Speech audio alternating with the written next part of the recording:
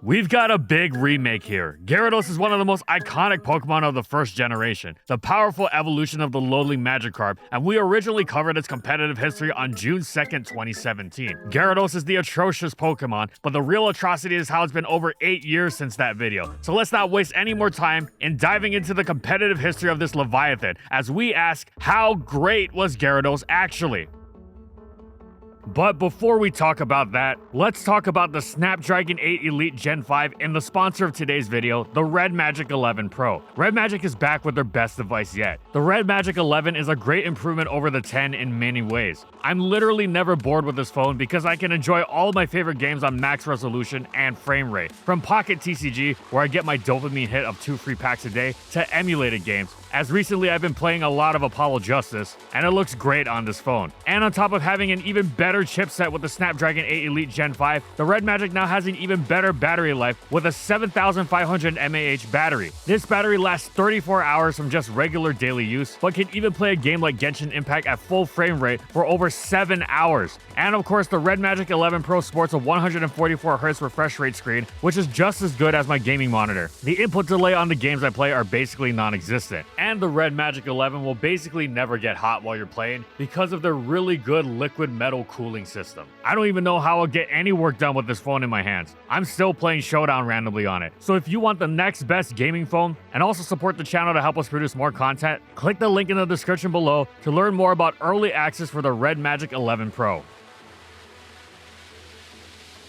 And in this video, we'll be going over these competitive formats.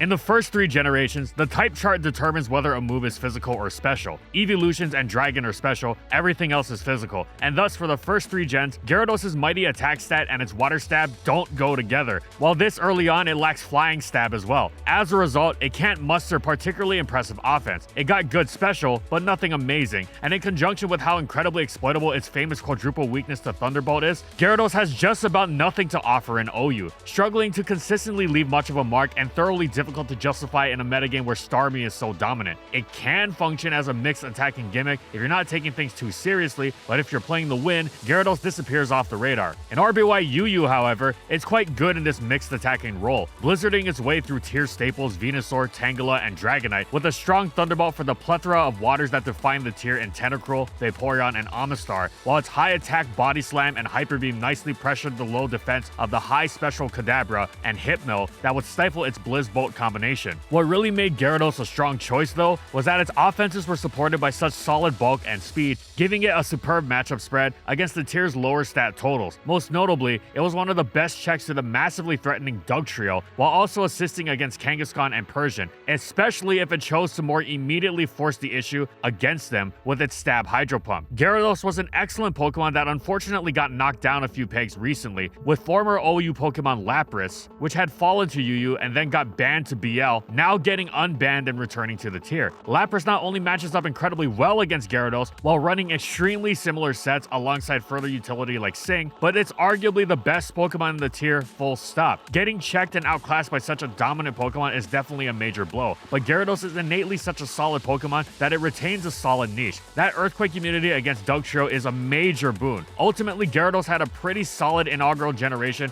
once you get past the Charizard-esque disappointment of it not being up to snuff in standard play. RBY would mark the last time Gyarados would actually hit hard with special attacks.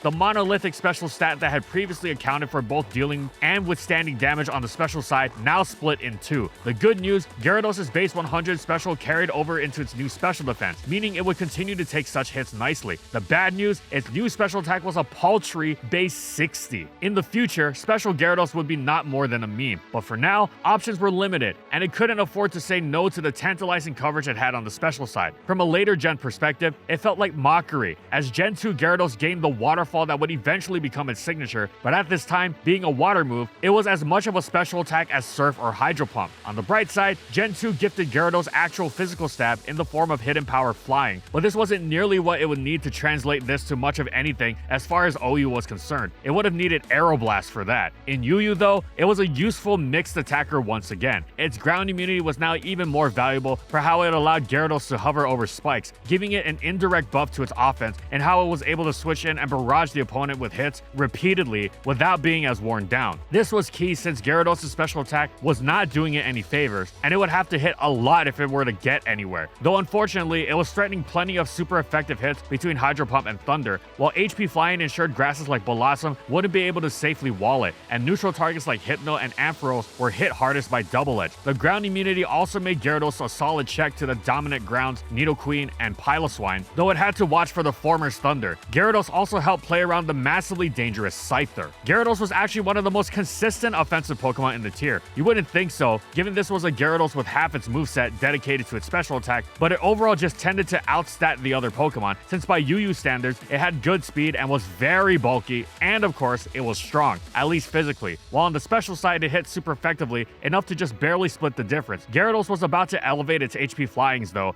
as in Generation 3, it would gain 4 of its most crucial tools. First, the coverage of Earthquake, which had been mysteriously absent earlier, and whose excellent general coverage was especially complimentary for striking the rocks, electrics, and steels that resisted Hidden Power Flying. No more would Gyarados have the dilemma of being walled by Magneton. Second, Gyarados received one of its most iconic moves. It would become nearly synonymous with Dragon Dance, the perfect physical boosting option. Third, Gyarados struck gold with the introduction of abilities, receiving Intimidate, whose attack dropping was extraordinarily useful for playing around a myriad of physical threats. 4. Gyarados even got Taunt, whose shutting down of utility moves increased its threat level even further, cutting opposing attack and boosting its own. Yep, everything was looking up for Gyarados. Well, not everything. It wasn't all sunny days in Roselius. While HP Flying and Earthquake had solid coverage together, it was far from perfect, and Gyarados was completely stuffed by 3 incredibly common top-tier threats: Skarmory, Zapdos, and Aerodactyl. Skarm could at least be trapped by Magneton, whose new Magnapole made it close to a mandatory Gyarados partner, but Zapdos and Aerodactyl couldn't be so forcefully or reliably removed. Double Edge at least let Gyarados do good damage to Zapdos, but in doing so, it would give up on the taunt that was supposed to make it threatening for how it allowed it to laugh in the face of Roar and Toxic. Being walled by Aerodactyl, a Pokemon not exactly known for switching directly into offensive Pokemon, was already not great, and was exacerbated further by the fact that if Gyarados went with its preferred attack-boosting Adamant nature, it wouldn't even be able to outspeed Aerodactyl after a Dragon Dance. This meant in early advance, Gyarados' reputation wasn't particularly good. In fact, some top players thought it was complete garbage. This, in conjunction with the stronger, faster wielder of Intimidate, Dragon Dance, and Stab Hidden Power Flying, Salamence, being one of the meta's most defining Pokemon, meant Gyarados didn't see a ton of use. Of course, other players saw how valuable Gyarados' positive qualities could be, and not only did Gyarados always remain OU, it grew more popular over time. Its flaws were significant, yes. In addition to the aforementioned, its attack stat was great,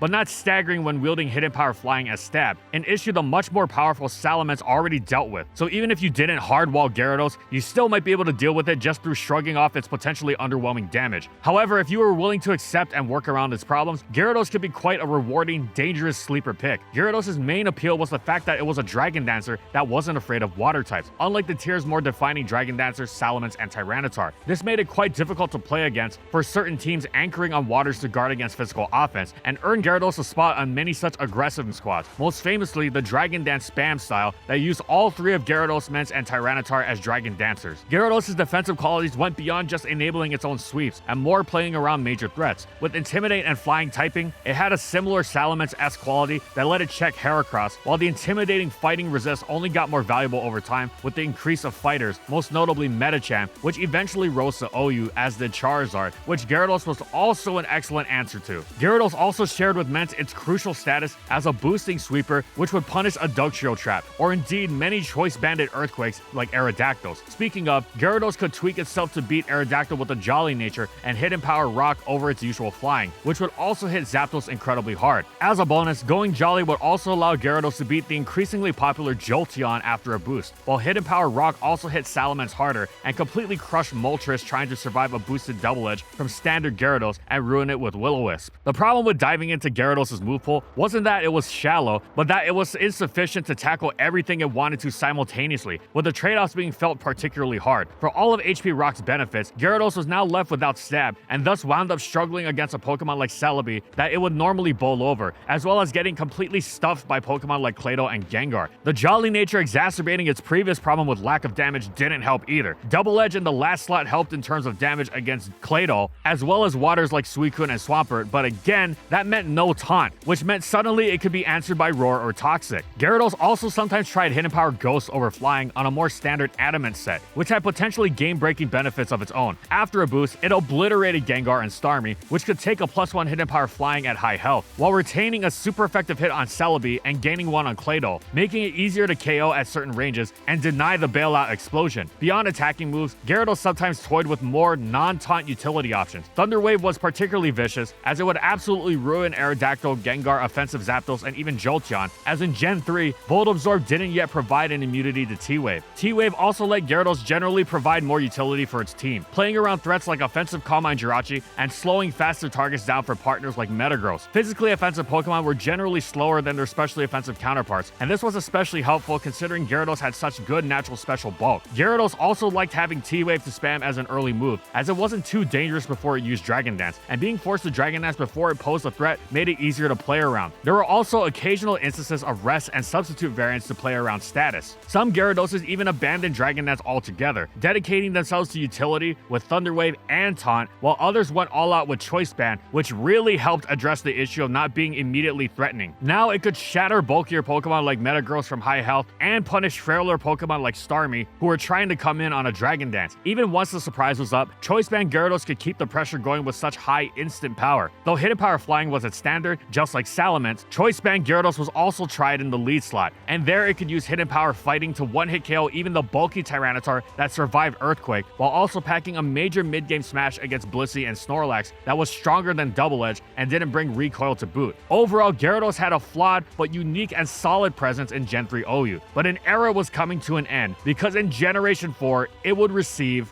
Physical Waterfall at last. Gen 4 brought the physical special split we still use today. Players immediately looked to Dragon Dance Waterfall Gyarados, which wasted no time in becoming one of the scariest threats of the new Diamond and Pearl metagame, and would continue to define it throughout the generation. This new DD Gyarados did not require the extensive support and careful play of its Gen 3 counterpart. It would do incredibly well with those, yes, but it also threatened to sweep entire healthy teams after a single boost. Before, it was usually foolish to haphazardly boost early in the game, as you'd be met with a healthy counter that you wouldn't be sufficiently strong enough to break. But Gyarados was now so strong, it could boost immediately and effectively. Not that being too overzealous with boosting couldn't be played around, but good players could also abuse the specific answers the mere threat of a Dragon Dancing Gyarados forced. For instance, most Scarfers switching in on a presumed Dragon Dance would get smacked by an early Waterfall. Either way, Gyarados could either deal with such answers itself through tweaks to its set, or with simple team support. Early on, Life Orb pushed Gyarados' power to really frightening territory. It compounded its one flaw in this new meta, its weakness to Stealth Rock. But fast-paced sacrifice lead hyper offense teams that started games off with the fast taunts of Azelf and Aerodactyl were designed to get rocks while preventing the opponents, which pretty much meant they were invented to facilitate the ideal conditions for early game Gyarados destruction. Alternatively, Gyarados could simply lead off itself before any rocks could be set up, and could potentially even deny those rocks itself with taunt. Gyarados was the poster Pokemon for the style of team that aimed to boost and sweep, simply and immediately. Gyarados wasn't just limited to these hyper offense teams though. Beyond them, it used leftovers and taunt once again to shut down common defensive tactics. Forget about roaring it with Swampert or Thunder Waving it with Blissey or Cresselia. And it was also excellent against opposing offensive Pokemon. Though it had to watch for Stealth Rock, Intimidate and its fighting resist were major in the age of close combat, helping handle Swords Dance Lucario, and being one of the few decent answers to the nigh unwallable Mix Infernape was enormously helpful, as were its talents in assisting against the likes of Heatran, Machamp, and even opposing Gyarados. When Platinum came around, Gyarados laughed in the face of the new #1 Pokemon Scizor, and though it gained Rotom Appliance and the newly unbanned Latias as checks, Pursuit Tyranitar became one of Gyarados' best partners, trapping these as well as Celebi, and after Latias' initial ban, the skyrocketing in usage Starmie. Gyarados also began helping itself out in this department with Thunder Wave, which helped Choice Band Tyranitar ensure the trap was generally massively helpful if Gyarados was used on a para-spam team with Pokemon like Substitute Jirachi and Machamp. If Gyarados' T-Wave landed on a Scarf Jirachi, Heatran, Rotom Appliance, or Latias that switched in on the assumed Dragon Dance, they were absolutely ruined, Gyarados not even needing the trap against the latter two. Coverage-wise, Gyarados had a ton of options. The taunt bulky Gyara that had become standard in Platinum invested with plenty of HP so it could best wield defensive utility while still threatening Dragon Dance, preferred Stone Edge, which smacked the popular bold Zapdos and was its best move against opposing Gyarados, while also hitting Salamence trying to intimidate it. However, Bounce was also a solid option. The 2-turn effect effect of such moves was usually too easy to play around to make work, which is why you don't see Fly, but you didn't want to be switching around a boosted Gyarados very much,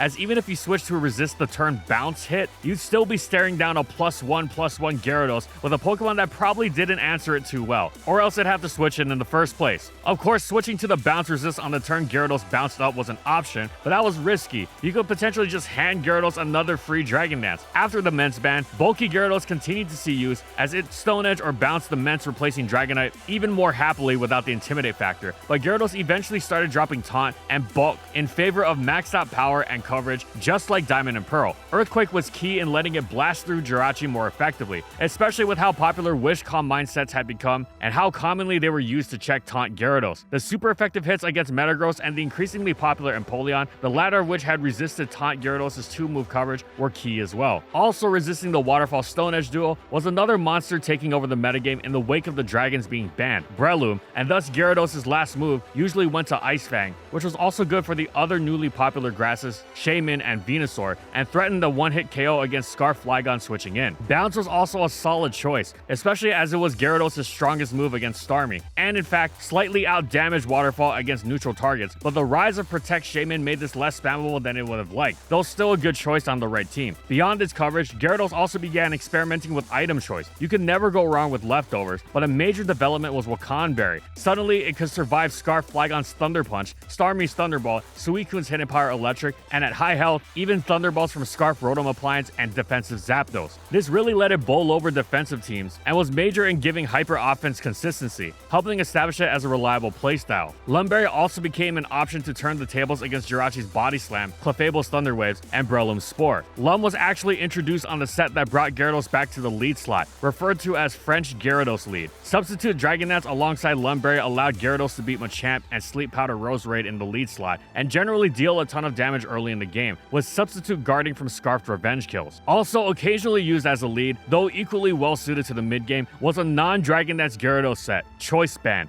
whose immediately boosted waterfalls terrorized offense and defense alike, and for a time was a particularly dangerous weapon against stall teams lacking water resist. One flinch against Skarmory and they'd be toast. Choice Band Gyarados was originally designed to lure its counters with Payback, which dealt double damage on the Switch in Gen 4, and thus let Gyarados destroy Latias, Rotom Appliance, Celebi, and Starmie on its own, removing the need to have them pursued with Tyranitar. But turns out, Choice Band Gyarados excelled even without Payback, and eventually wound up exploring many other options, even Outrage, which was just about never seen on non-dragon types, but allowed Gyarados to obliterate defensive Latias one-on-one, while still packing excellent power and neutral coverage against other important water-resistant targets. Choice Band Gyarados was especially an excellent choice on powerful water spam teams, and its success with Outrage inspired the use of the move on Dragon Dance sets to similar effectiveness, especially with Life Orb to really smash Starmie. There was another non-Dragon Dance Gyarados that was a major part of the metagame for a long time, Rest Talk Roar. With full defense and HP investment alongside Intimidate, it was just about unbreakable on the physical side, and was a stall team staple for years. Yes, being Stealth Rock weak and relying on rest for recovery wasn't good, but Gyarados was so ridiculously tanky that the effort to support it with Rapid Spin and occasionally Blissey's Heal Bell was worth the effort. It helped that even while asleep, it was quite dangerous should it call Roar from Sleep Talk. Gyarados paired with its spiking spinning friend Fortress to define stall for years. Eventually, new types of Rest Talk Gyarados stall popped up with Hitmontop as the spinner, and a second source of Intimidate to really thwart everything physical. Both Fortress and top variants of Gyarados stall eventually began to disappear from the metagame, exploitable as they were for their passivity, but for a time, defensive Gyarados was even more dominant than its Dragon Dance counterpart. There were other experiments with Rest Talk Gyarados. Since its natural defensive utility was so great, players wanted to make the most of it. This led to Rest Talk Dragon Dance being tried,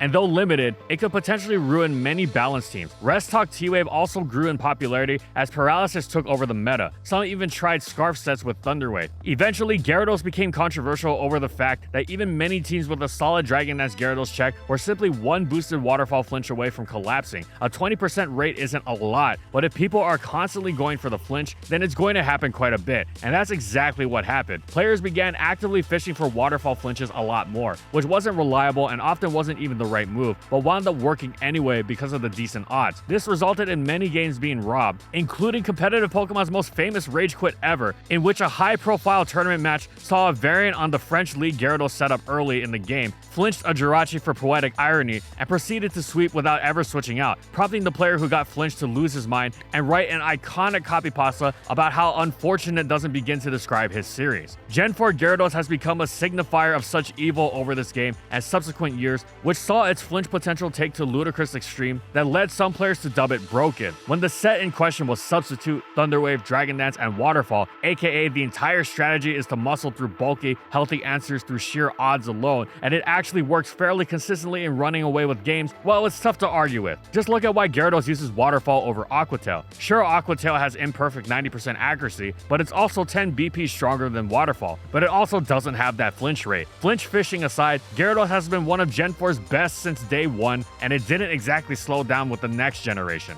Although Gen 4 would be the beginning of a long-running reign of terror for Gyarados in the singles department, its origins in VGC were quite different. The more explosive nature of VGC demanded a different approach for Gyarados, as its single signature Dragon Dance plus Waterfall combo was just too slow in a metagame riddled with explosions, Draco Meteors, Fake Out, and Rain. It was in the range strategy where Gyarados would find its shine, making use of its superb bulk on both ends, and its ability to intimidate away physical threats in order to allow the Ludicolo Kingdra shell to dish out as much damage as possible once Rain was set up. Gyarados also enjoyed the power boost to its stab move, Waterfall, in the Rain, making it a respectable threat as soon as it switched in and abusing its flinch capabilities from time to time. With this Gyarados in the Rain strategy, Steven Wasserloos managed to place third at the VGC World Championships in 2009.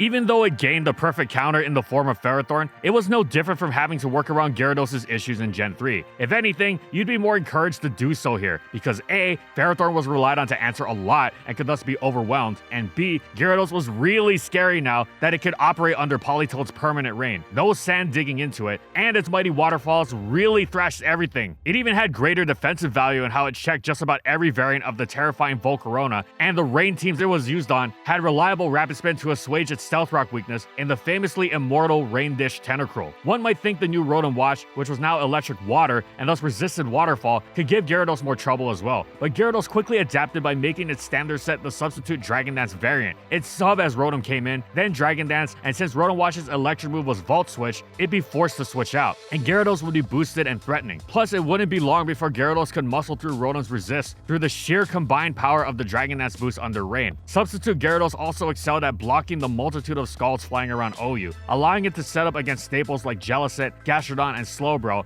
and threaten the metagame's defining balance team. Gyarados was in the upper echelon of Rain abusers, especially since both its abilities were so good. Intimidate was the default to help both play around threats like Dragonite, which Rain could struggle with, and to give itself opportunities to set up. But Gyarados could also make superb use of its newly gained Moxie to give itself an attack boost upon grabbing a KO. The snowball effect of which was devastating, but tended to be overkill on a Dragon Dance set, since if you got Dragon Dance and a KO with that, you were probably in fine shape anyway. Where Moxie was perfect though, was Scarf Gyarados, whose immediate speed boost let it threaten to clean up late game. Moxie let it seal the deal by punishing the sacrifice that offensive teams would be forced into against it. In Black and White 2, Gyarados' defensive utility became more renowned, since it was able to check the controversial Keldeo without succumbing to pursuit, as so much other Keldeo checks did. But this was contentious since, issues against Rain Specs Hydro Pump aside, Gyarados didn't actually immediately threaten Keldeo. However, when the roles were reversed, Keldeo did nothing to stop a Gyarados that was boosted and ready to sweep. Many Keldeo teams were actually incredibly weak to Gyarados, so it was less about countering it per se, and more about punishing its structure late game. This was especially apt when Landorus Incarnate, which Gyarados also checked, was still in the tier. Gyarados had some other niches in Gen 5 too. Some hyper-niche stall teams tried to recreate the magic of physically defensive Rest Talk Roar, but these teams were niche, largely because this Gyarados was now niche owing to Gen 5's mechanic of reciting the sleep counter once the sleeping Pokemon switched, leading to Gyarados' own personal nightmare on Elm Street. Once it went to sleep, it was unlikely to ever wake up. Additionally, some weatherless offenses like normal Gem Gyarados with Double Edge as a Rotom Wash lure, but this was also on the specific side. Gen 5 Gyarados was really a rain Pokemon through and through, and it was a terror.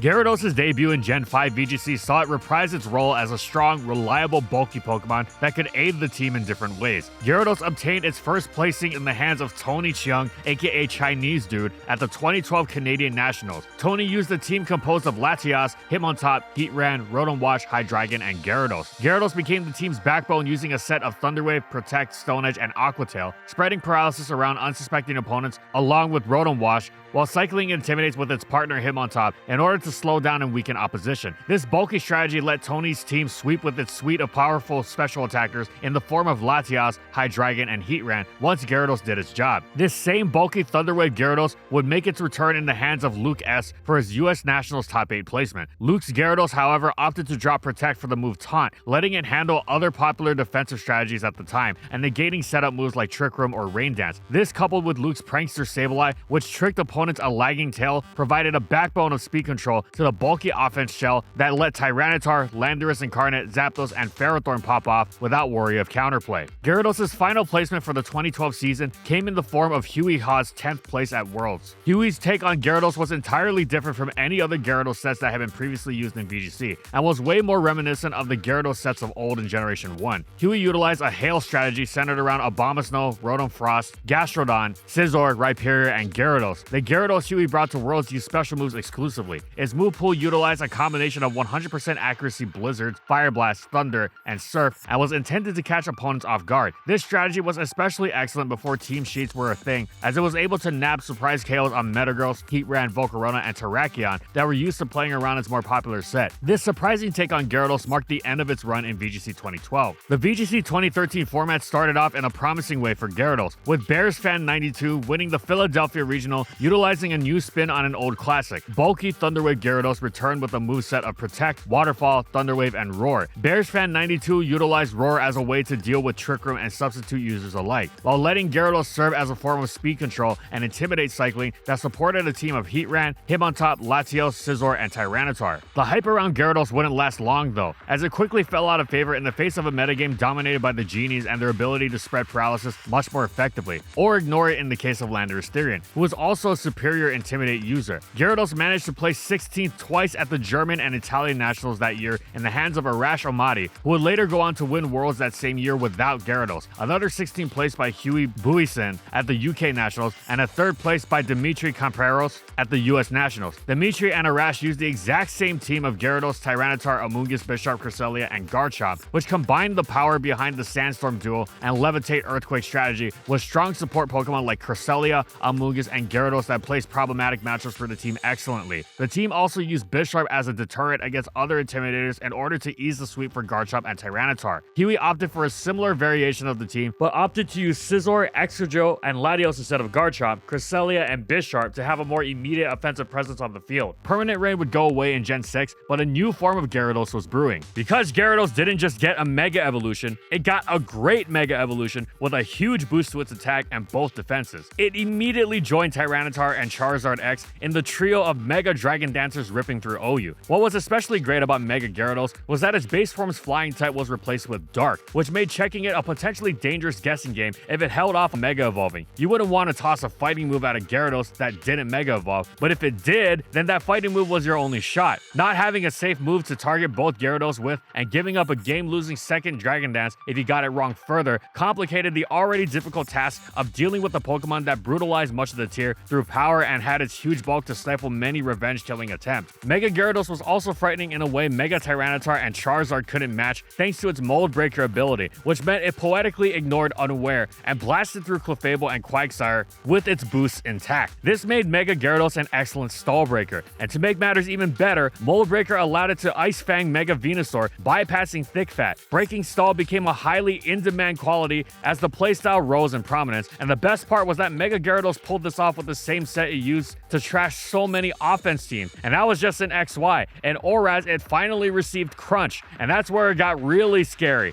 Able to wield its Mega's Dark typing to even greater ends with its secondary stab that let it absolutely shatter Slowbro, which had previously walled it hard, as well as newcomer Mega Metagross. Crunch's coverage was so good that sometimes Mega Gyarados even dropped Waterfall. Regardless of the moveset, it was a terror, but Mega Gyarados wasn't perfect. You couldn't really slap it on a team, nor could you just toss it into battle whenever, because it wasn't quite that frightening before it Dragon Danced, and thus you had to hold it back till later in the game when you could really make that Dragon Dance count. This is actually what led it to briefly drop to UU in early Oraz, though of course it was banned instantly. However, on the right offensive squads, it was as capable of terrorizing OU as the best of them. Base Gyarados actually remained UU, and there it was a good sweeper. It too was a bit on the specific side, since UU was largely a longevity-focused metagame centralized around the overwhelming power of Burns, both Entei's Sacred Fire, and the fact that the tier's waters that were used to answer Entei were also both Scald spammers and absorbers, Slowking, Suicune, and Seismitoad. As a physical attacker that was utterly terrified of burns and wouldn't be dishing them out itself, Gyarados was slightly out of place, especially since it wasn't threatening much without a Dragon Dance, and this sort of hold it back till it can sweep strategy doesn't really translate well to a metagame ruled by balance teams where everything is expected to contribute defensively. However, the flip side of this was that when Gyarados got going, it was terrifying in large part because with Substitute, it dominated those Scald spamming waters, turning them into setup fodder and proceeding to crush much of the rest of the tier. If you're going to be specific in your niche, you better be good at it, and Gyarados made that payoff worth the effort. Finally, Mega Gyarados even had a highly limited place in Ubers for how it threatened stall teams with taunt, enabling it to Dragon Dance up repeatedly, with Mold Breaker allowing it to taunt even Mega Sableye through the magic bounce and bypassing Lugia's multi-skill with its massive crunches. As a bonus, it matched up pretty well against Primal Groudon. It was extremely niche, but hey, it was Gyarados' first real time in Ubers.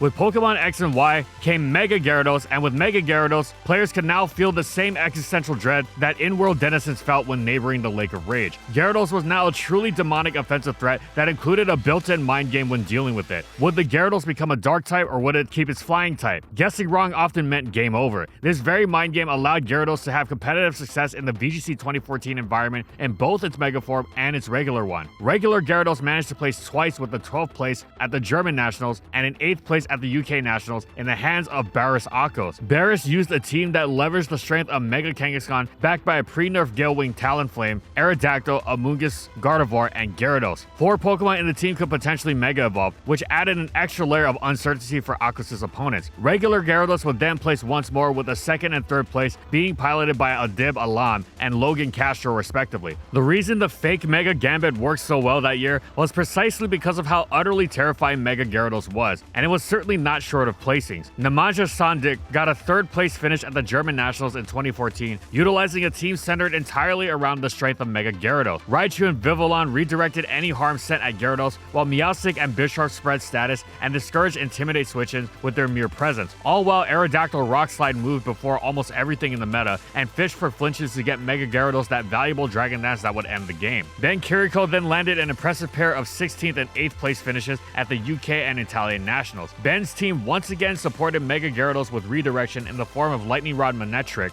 and screen protection from Florges. Garchomp, Moltres, and Ferrothorn provided an offensive core that synergized nicely, covering Gyarados' weaknesses and spreading out damage. After Ben's success, Michael Warzicki got 2nd at Australian Nationals with an interesting team that used Mega Gyarados alongside Tyranitar and Ferrothorn, but brought the unorthodox Nidoqueen, Rotom Fan, and Lapras to combat potential answers from Mega Gyarados. By the time Worlds came by in 2014, the Mega metagame had centered around Mega Mawile, Mega Lucario, and Mega Charizard Y, which were all Pokemon that Gyarados and its Mega form matched up nicely against. This allowed Ben Kiriko to land a 15th place finish at Worlds. Oh yeah, Mega Gyarados also won Worlds that year in the hands of Sagen Park in what is considered one of the most memorable moments in Pokemon history. Sagen's team put together all of the key components that had allowed Mega Gyarados to succeed previously that year. The team composed of Mega Gyarados, Pachirisu, Garchomp, Gardevoir, Talonflame, and Gothitelle managed to take the glory in a beautiful meta call. Redirection? Check. Guess the Mega minigame? Check. Quake support? Check. Paralysis spread? Check. The team has all the ingredients it needed to succeed, and Sagen Park cooked. Gyarados achieved the maximum glory a Pokemon can have in VGC and became a world champion. With the passage of time, even the mightiest fall, and although Gyarados got the glory in 2014, the new Megas and power creep proved to be too much for it with the introduction of Omega Ruby and Alpha Sapphire. Regular Gyarados and Mega Gyarados also proved to be equally as effective this year. Regular Gyarados got 8th place in the hands of Jip Snoke with an unorthodox Heliolisk, Mega Sceptile, Landorus, Amoonguss, Heatran, and Gyarados Shell. Mega Gyarados managed to get 25th place at the UK Nationals, piloted by Sheldon Greenaway, who utilized a bulky offense team that used Cresselia, Thundurus Therian, and Breloom to disrupt and spread status, while Heatran, Mega Gyarados, and Sylveon clean up field. That was unfortunately the end of its success for the VGC 2015 era. Power creep has generally not been kind to Gyarados in the VGC format, and the introduction of a restricted format in 2016 was certainly not kind to it. Not even Mega Evolution could truly help Gyarados play with the big boys. In fact, regular Gyarados actually had more top performances this year. Brandon Miller placed 7th at the Adelaide Regional, using regular Gyarados in a team centered centered around sweeping with Xerneas and Mega Mewtwo Y, who were supported by Whimsicott in order to dish out the most possible damage, while Gyarados and Ferrothorn presented a strong defensive backbone that let the specially attacking legendaries clean out the opposition, and even the mirror match. Mega Gyarados managed to get an impressive 4th place at the Orlando Regional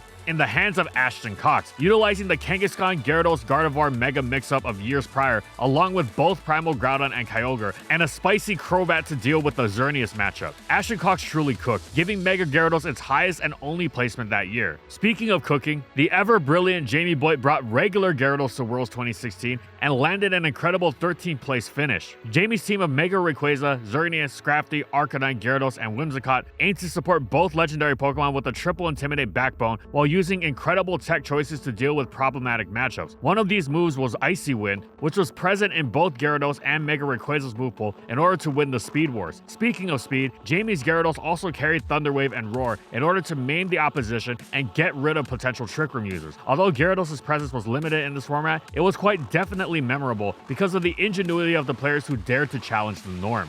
Mega Gyarados reprised its stall killer role in Gen 7 OU and did it so well, it was actually genuinely OU this time, not just UUBL. Its talents were especially appreciated in the new age of Toxapex, which Mega Gyarados threatened beautifully alongside its many bulky partners like Celesteela, Chansey, and Mega Sableye. Mega Gyarados' defensive qualities also shown, with its Dark Resist being invaluable for turning Ash Greninja's Mighty Specs Dark Pulse into setup fodder. It was also completely unafraid of Ash Greninja's priority Water Shuriken. However, Gen 7 wasn't just Mega Gyarados Part 2. In fact, Mega was arguably not even the scarier Gyarados form in OU. That's right, base Gyarados is back with the Z move Vengeance. With Flynium Z, its bounce would be turned into a viciously powerful supersonic Sky Strike, which, after a Dragon Dance, was almost sure to score a KO, at which point Gyarados' Moxie would kick in, and it'd likely be off to the races for a sweep. If you didn't have a healthy Rotom Wash, you couldn't just lob Flying Resist at Gyarados to prevent this either, as it had the habit of destroying most of them, especially when used on its favorite team style, Rain, which experienced a major resurgence with Pelipper receiving Drizzle and became one of OU's defining team styles. Gyarados wasn't always used on Rain, which most traditionally enjoyed Manaphy as its Z-move user, but Gyarados was superb because unlike Mana, its power boost also came with speed, letting it tear through offense much more easily. Gyarados wasn't just restricted to Rain either, as it was also used to great effect on hyper offense teams that loved how a boosted Sky Strike could open the game, with the snowball effect extending beyond Gyarados' own Moxie boost, it being more about how easy it made for its teammates like Kartana to clean up. Gyarados was one of the most dangerous non-OU threats in OU. It wouldn't be returning to UU though. Supersonic Sky Strike alone made it so terrifying, it was instantly banned from the tier. It was a much improved generation for Gyarados, with even its Megas, Niche, and Ubers slightly improving, since it also did so well against Necrozma Duskmane. The release of Pokemon Sun and Moon and the introduction of Z-moves was quite a refreshing treat for Gyarados in its Alolan vacation. The VGC 2017 format was a regional Dex-only format, and unlike previous years where this had happened, Gyarados was part of the ecosystem. In years prior, Gyarados had struggled with the never-ending power creep, but in Alola, it got a new toy in the form of Z-moves that allowed it to reach new heights, with its choice of either Stab Z Hydro Vortex or its much more dangerous Z Supersonic Sky Strike. Gyarados managed to be one of the premier threats in the format, while simultaneously being one of the best supporting Pokemon thanks to its bulk and Intimidate. There was no easy way to face Gyarados, especially if it managed to get one Dragon Dance up. The success at Gyarados is unprecedented, amassing even more numbers than when it won Worlds in 2014. The main Gyarados set that was ran was its Dragon Dance, Protect, Waterfall, and Bounce set that combined with either Waterium Z and Flynium Z to unleash devastating consequences. Guessing wrong meant your check to Gyarados was gone, and guessing right almost always resulted in the same fate. Gyarados quickly became a Pokemon you had to get rid of before it had the chance to move, or you would lose the game. Gyarados was often paired with strong ground types like Garchomp and Alolan Marowak, who have the added benefit of its Lightning Rod ability, redirecting electric moves aimed at Gyarados. Speaking of electric types, Tapu Koko was often paired with Gyarados for its ability to deal with water and dragon types that Gyarados could potentially struggle with. Gyarados was so incredibly potent and dominating in VGC 2017 that its placings are literally too many to count. Alex Underhill got first at the Collinsville Regional, David Rodriguez won the San Jose Special, Paul Ruiz won the Quito Special Regionals, Christopher Kahn won both the Auckland and Perth Regionals, David Rotter got second at the San Jose Regionals and first at the San Pedro Special, Juan C. Ortiz won the Guayaquil Special, Christopher Kahn won the Indianapolis International. These are of course only first placings that Gyarados got during the 2017 season, and it had many more that would take too long to list during this season. Then Worlds happened, and much like that food you told your roommate to not touch in the fridge, Gyarados vanished. Perhaps the player base was too prepared for it, or perhaps the Worlds metagame mind game competitors into not bringing it, but its highest placing ended with Sebastian Bisbal in 16th place. To this day, it is truly a mystery how Pokemon so dominant throughout the whole season just disappeared when it mattered the most. 2017 was an environment that allowed Gyarados to thrive as a big fish in a small pond, but now the pond was big, but the fish learned to Mega Evolve once more. So what would happen in 2018? The reintroduction of Mega Pokemon and the National Dex made the 2018 VGC format a much more high-powered metagame than the previous year. And although Gyarados had achieved great success previously with the use of Z-moves, it couldn't use both Supersonic Sky Strike and Mega Evolve at the same time. This choice in mechanics split the Gyarados user base into regular Gyarados users and Mega Gyarados players. Regular Gyarados managed to only place twice, with Temu McKinnon using his Flynium Z variant to earn an 8th place at the Malmo Regional, while Len Duel used a bulky defensive Gyarados with a classic Taunt T-Wave Waterfall Protect set to get 6th place at the Columbus International. The Mega Gyarados camp was much more successful. Many players used it alongside the newly buffed Intimidate Incineroar and the returning Landorus Therian to form a triple threat intimidating core that nullified most physical offense. Mega Gyarados also found a new ally in Trick Room Icy Wind ally switch Cresselia to deal with problematic Trick Room matchups while simultaneously getting Mega Gyarados that crucial Dragon Dance turn that it needed to rip everything apart. Mega Gyarados enjoyed great success with its new partners and got several respectable placings throughout the season. Chelsea Tan won the Singapore Special, Frederico and Kiso got 4th at the Paraguay Special, Alex Gomez Berna got 4th at the DreamHack Regionals,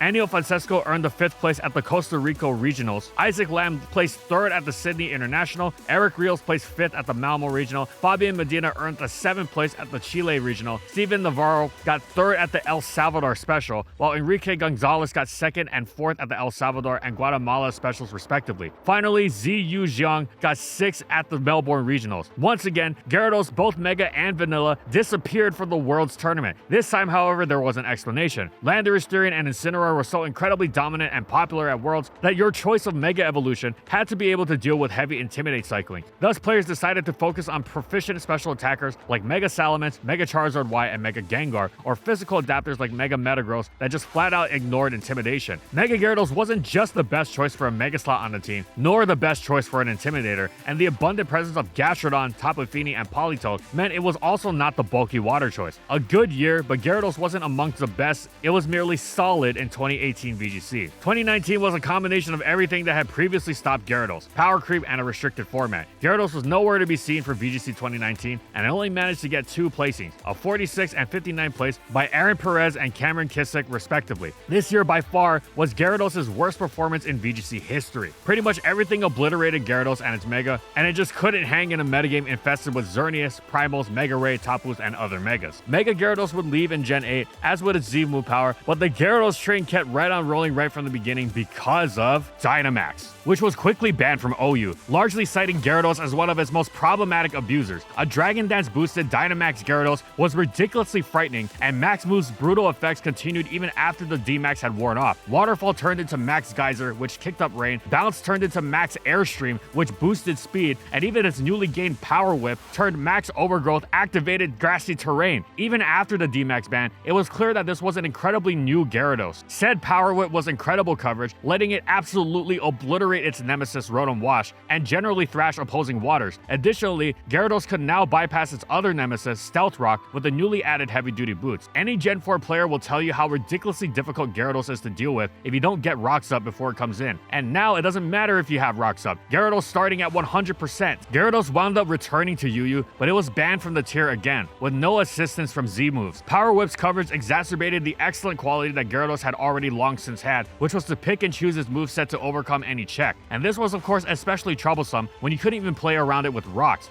With even less breathing room around it than usual, Gyarados regularly terrorized the tier, Moxie making its onslaught even more merciless. At first, it was used on Alolan Ninetale Auroraville teams, whose dual Light Screen and Reflect made Gyarados even scarier for how it shrugged off counterattacks so easily. But even without Auroraville around, Gyarados was incredibly restrictive and overwhelming, smashing just about everything. You pretty much had to use Scarf, Rotom Mow, or lose, and even that didn't exactly care to get Ice Fang. Nobody was sad to see Gyarados banned from early UU. However, once the Pokédex had expanded quite a bit, Gyarados returned to the tier later in the Crown Tundra DLC, and there it was no longer broken, but it was still very dangerous for the same reasons. It didn't even need boots. They were a great option, but it mostly loved the extra power of Mystic Water to help its boosted waterfalls break through Skarmory, Mandibuzz, and Celesteela, while also enjoying Lumberry's ability to let it set up in front of Scald. Gyarados got plenty of opportunity to Dragon Dance, and just needed that one turn of boost to leave a lot of destruction in its wake, especially with the high threshold it demanded to avoid letting it get a KO, lest Moxie spiral out of control. It was a massively dangerous, excellent sweeper as always. Dynamax was also allowed in Ubers for a long time, and when it was, Gyarados was a terror there for the same reasons it had been in OU. It was one of the tier's most defining Dynamaxes throughout the Isle of Armor, and once the Crown Tundra came around, the player base had had enough, leading to Dynamax getting banned from Ubers as well. And this was in large part thanks to Gyarados being utterly ridiculous, a near perfect, ideal Dynamax abuser. A new game meant new opportunities for Gyarados, as once more it was part of a regional Pokédex, allowing it to shine and make use of Sword and Shield's new mechanic, Dynamax. Gyarados rocked a bulky Assault Vest set that aimed to use Gyarados' access to the coveted Max Airstream that boosted its own speed along with its teammate, and a plethora of coverage moves that Gyarados had access to with Waterfall, Power Whip, and Earthquake. Many Gyarados players also tried taking advantage of its bulk and Intimidate in order to set up Dragon Dances before Dynamaxing. Gyarados was a fairly popular Pokemon and achieved good results while the competitive circuit ran until a worldwide stop. Erne Sehan and David Kotish got 5th and 4th at the Bochum Regionals using the exact same Gyarados, Togekiss, Rhyperior, Torkoal, Dusclops, Gothitelle team. A team that looked to sweep opponents with its powerful Trick Room that also had the flexibility of becoming fast and keeping opponents guessing with which of the offensive threats would Dynamax. Scott Iwafuchi then placed 13th at the Dallas Regional, while Chayawa Chawicha got 20th at the Melbourne International using the Gyarados Togekiss shell once again. Mark Murray got a 5th place finish at the Perth Regional. Many months later, Gyarados landed its last placements of 2020 at the Players' Cup 1, where Julian Martinez and David Kotish got 7th and 13th respectively. Gyarados was a strong Pokemon in the 2020 circuit, and had the circumstances been different, we could have seen it enjoy a lot of its previous success much more. The return of VGC after the snap was a rough one for Gyarados. Time is cyclical, and Gyarados couldn't really transcend the time loop where it gets waxed by restricted Pokemon in a national dex. In 2022, Gyarados was much like its Pokedex category, atrocious. Gyarados only managed to get 2 placements throughout the season, a 26th place at the Lily Regional by the hand of Chahine Dagger, and the team used Gyarados' defensive capabilities alongside Kyogre and a powerful Trick Room mode enabled by a Porygon 2 and Calyrex Ice Rider. Gyarados' other placement was once again David Kotish, who managed to place 11th at World, with a bulky team that utilized Gyarados and Landorus as an Intimidate core that could deal with Zacian alongside Dialga, Ferrothorn, Yveltal, and Thundurus, which used Dynamaxing in order to accrue advantage against its opponents. A niche pick with a great result, especially considering how absent Gyarados had been in previous years. Gen 9's Terrestrialization held great promise for a sweeper of Gyarados' devastating capability. The power boost, the counterplay denying type change, the added coverage, but power creep was so absurd that even the mighty Gyarados, previously so resilient, shifting with the times and never dropping below UU, wound up falling all the way to RU this time around. Those whose Gen 1ers sold this pain as much as mine will rejoice to hear that at the very least, Gyarados made use of these newfangled Gen 9 mechanics to utterly dismantle the metagame. Gyarados notably gained Scale Shot in Gen 9, which formed great coverage alongside Water, but this went far beyond the power of its Outrage in Gen 4. Scale Shot was excellent for boosting speed while attacking simultaneously, giving it more flexibility than having to solely rely on Dragon Dance and dealing superb damage with loaded dice as the item. What really made it excellent though was Terra Dragon, which not only powered this up to truly monstrous extents, but flipped Gyarados' famous electric weakness into a resist, while ridding it of its rock weakness as well, making it perfectly offensively defensive. Amazingly though, Gyarados didn't even need any of this Scale Shot business. It could simply go with heavy-duty boots alongside various Terra types and Terra Blast, and Ari was just about hapless to stop it. Terra Electric was similarly superb at flipping weaknesses while providing a Terra Blast that shattered Slowbro and Alomomola, and the electric typing gave Gyarados an immunity to Thundurus' Prankster Thunderwave. Terra Flying was excellent in this regard as well, using sheer power to crush such waters and ensuring no grass type was safe. Terra Dark Crunch sliced through Bronzong and also provided the immunity against Prankster T-Wave. Terra Fairy had great coverage. Really, Gyarados was so innately busted, it probably could have run any Terra and been incredible. Everyone was clamoring for its ban as soon as it arrived in the tier, and it indeed got canned very quickly. Gyarados would drop to RU again later on, but even with the power creep of the then expanded dex, it was still an absolute terror. It didn't muscle through the entire tier on pure strength anymore, but it came close, and what made it especially problematic was how difficult the guessing game against its Terra type was, with Flying and Dark, and also Ground that was strong to completely ruin Thunderbolts and Thunderwaves. The hatred for Gyarados wasn't as unanimous this time around, but it was still a majorly controversial figure, and eventually it was slapped with a quick ban. Now this leaves Gyarados without anywhere to go, as it doesn't amount to much in UU these days, but that's fine. Getting banned from RU twice is plenty of achievement. Scarlet and Violet shook the world of competitive once more. Terrestrialization could turn any Pokemon into any type, which enabled a lot of insanely wacky strategies that could turn a Pokemon's weakness into its greatest strength. Players argued that the mechanic would be too random, and for the first time in Pokemon history, the VGC format utilized open team sheets in order to keep Terrestrialization from becoming a nightmare game of Russian roulette. With the new changes, would Gyarados be able to achieve the competitive success it had previously? The answer to that question is a resounding yes. Although Gyarados saw moderate success during Regulation A, where many players utilized Gyarados for its offensive capabilities, its true shine came with Regulations B and C. Gyarados' first top 16 placement was Wolf Glick's 13th place at the Charlotte Regionals, utilizing an aggressive Dragon Dance Terraflying Gyarados. Wolf Glick evoked the former glories of Flynium Z Gyarados. From there on, Gyarados could not be stopped. Fiona Shimkovich and Nathaniel Sittler got 4th and 5th at the Fort Wayne Regionals. Gavikar got 9th at the European International Championships. Alphamezi and Mel placed 3rd at the Portland Regional. David Carr placed 5th at the Malmo Regional, while Tara and Birdie placed 7th at the same event. Wolf Glick utilized a defensive Thunderwave Terra Steel Gyarados to get 3rd place at the Hartford Regionals. Ryan Herkus and Megan Rattle got 5th and 6th at the Sydney Regional. Nico David Cognetta earned Gyarados' first win at the Torino Special in Italy, utilizing it alongside with Earthworm, while Simone Sanvito and Luca Carabelli placed 6th and 9th respectively. Brian Yom got Gyarados another win at the Milwaukee Regional. Riley Factura got 4th at the Fresno Regional. Alex Javier Alvarez placed 8th at the Caguas Special in Puerto Rico, and Victor Medina, Marco Jimenza Caldura Silva, and Justin Knox placed 3rd, 5th, and 8th at the Columbus International respectively. These are only top 16 placements that Gyarados got, but there are many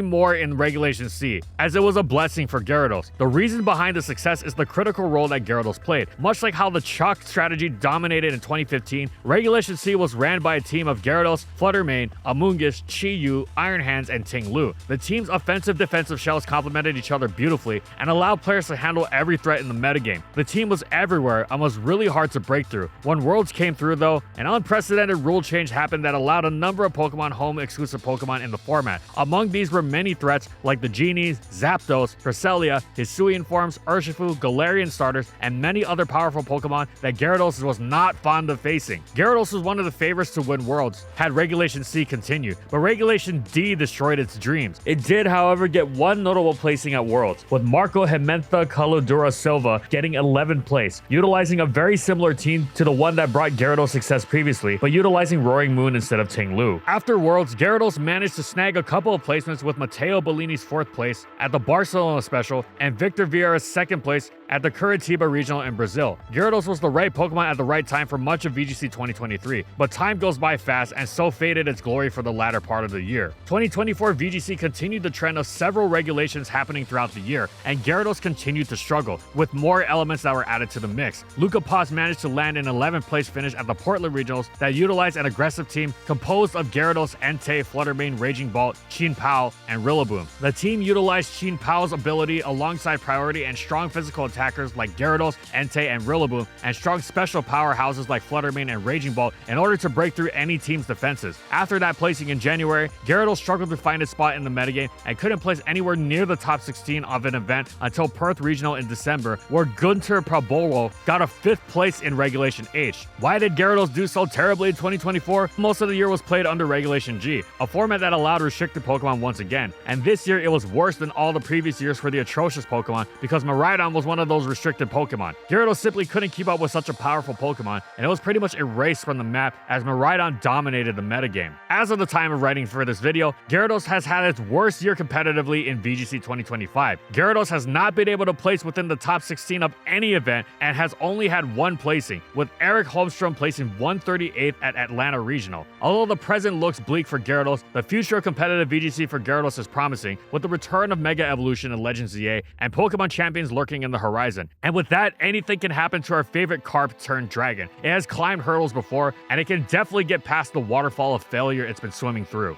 And now we can finally answer the question, how great was Gyarados actually? Well, it started off rough in the first few generations, lacking as it was in physical water stab, but it was a good mixed attacker in the first 2 gens of UU. Funny as it may seem to imagine Gyarados using special attacks, and in Gen 3, it gained the Dragon Dance with which it would forever be associated. It really came into its own in Gen 4, however, finally gaining physical waterfall and proceeding to completely dominate the generation as a result, even stirring up a fair deal of controversy. It continued to excel under permanent reign in Gen 5 OU, then gained the strong Mega for Gen 6 and 7 of OU, while its base form had a solid place in UU in Gen 6. Then it got banned from the tier in Gen 7 for its Z-move Fueled Destruction that also launched the base form as the superior Gyara in OU. Gen 8 saw Gyarados help Dynamax get banned from both OU, then got itself banned from UU, then thrive with Dynamax and Ubers to the point of getting it banned there as well. Gen 9 saw Gyarados at its lowest in RU, but it also utterly crushed the tier and got banned twice. Gyarados has also had his fair share of VGC success, with a wonderful blend of Intimidate team support and offensive firepower. Ultimately, Gyarados has had an amazing competitive career.